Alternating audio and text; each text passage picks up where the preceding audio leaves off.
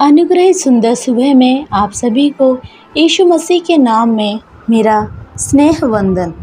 प्रेरितों की पुस्तक 2 अध्याय 4 वाक्य इस तरह कहता है कि वे सब पवित्र आत्मा से भर गए और जिस प्रकार आत्मा ने उन्हें बोलने की सामर्थ्य दी वे अन्य अन्य भाषा बोलने लगे।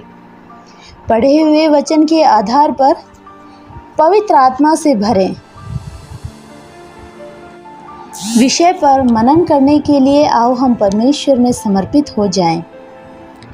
रोज पवित्र आत्मा के काम अनगिनत हैं, काउंटलेस हैं, न्यूमरस हैं। मतलब सत्य के बारे में, अच्छाई के बारे में, पाप का बोध कराने में पवित्र आत्मा ही हमें सीधे मार्ग पर चलाता है। वही पवित्र आत्मा की भरपूरी एक अलग अनुभव है। पवित्र आत्मा की भरपूरी ही अन्य भाषा के चिन्ह के साथ बोली जाती है। आपने विलियम जोसेफ साइमोर के बारे में सुना होगा।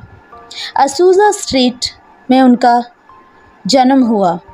जन्म से दासों के बच्चों के रूप में पैदा हुए। दासत्व की अवस्था में भी अपने बेटे को बपतिस्मा दिलाकर छोटी सी उम्र में दर्शन और स्वप्न देखने वाली आत्मिकता में आगे बढ़ाने में माता पिता ने जीत हासिल की। परंतु पवित्र आत्मा की भरपूरी ने उनका जीवन बदल दिया। परमेश्वर की शक्ति से राज्यों पर जीत हासिल की। प्रियो, हम परमेश्वर के हाथ में हैं, यही महत्वपूर्ण है। पवित्र आत्मा का अभिषेक, अन्य भाषा के चिन्ह पवित्र शास्त्र के अनुसार अनिवार्य हैं। यह पढ़कर प्राप्त कर लिया तो हमने जागृति आ गई। अमेरिका के ह्यूस्टन नामक जगह पर चार्ल्स फेरान नाम के परमेश्वर के दास द्वारा 1905 में स्थापित बेथेल बाइबल कॉलेज के बरामदे में बैठकर वचन पढ़ने के लिए विलियम जोसेफ साइमोर को अवसर प्राप्त हुआ। वचन का पढ़ना व्यर्थ नहीं हुआ। अन्य भाषा पवित्र आत्मा के अभिषेक का पहला चिन्ह उन्होंने माना। पवित्र आत्मा की भरपूरी के लिए उन्होंने निरंतर प्रार्थना की। लॉस एंजल्स के एसबर्ग होम में रखे प्रार्थना सभा में अन्य भाषा उन्हें प्राप्त हुआ। आगे एसबर्ग होम निरंतर प्रार्थना का केंद्र बन गया। उसके फलस्वरूप आगे 1906 अप्रैल 14 को 312 नंबर असूजा की गलियों में आराधना और सभाएं होने लगी। असूजा की जागृति का लक्ष्य पवित्रता और अन्य भाषा चिन्हों के साथ पवित्र आत्मा का अभिषेक प्राप्त करना था। प्रियो, इतिहास हमें बताता है 3 वर्षों तक सप्ताह के 7 दिन एक दिन में 3 बार प्रार्थना असूजा स्ट्रीट में हुई। प्रार्थना करने वाले से गलियां भर गई। विलियम जोसेफ साइमोर के प्रचार के कारण हजारों का मन परिवर्तित हुआ। प्रार्थना सभाओं के कारण हजारों ने अन्य भाषा चिन्हों के साथ प्राप्त किया और पवित्र आत्मा की भरपूरी को पाया।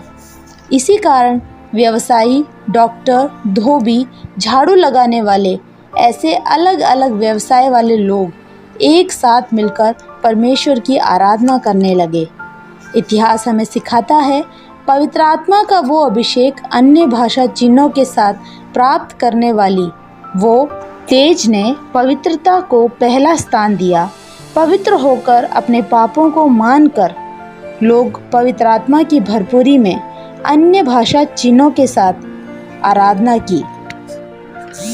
पवित्र आत्मा ने उनको नियंत्रित किया। पवित्र आत्मा में भरकर कूद कूद कर आराधना कर वे वापस नहीं चले गए, पर वो भरपूरी वचन पढ़ने की वो गहरी प्यास उन सभी लोगों के हृदय में फैल गई। परमेश्वर का वचन सही रीति से पढ़कर प्रेरितों का विश्वास नाम का पुस्तिका निकाली। वचन की भरपूरी प्राप्त कर उनके कारण 100 विश्वासी प्रचारक दुनिया भर के कोने कोने में मिशनरी बन निकले। आत्मा की भरपूरी के कारण बहुत से कार्य वहाँ हुए, तो भी तब सभी मसीही सभाओं में रंग भेद था।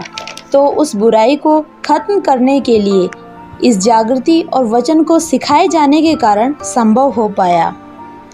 The colour leaves have been washed away by the blood.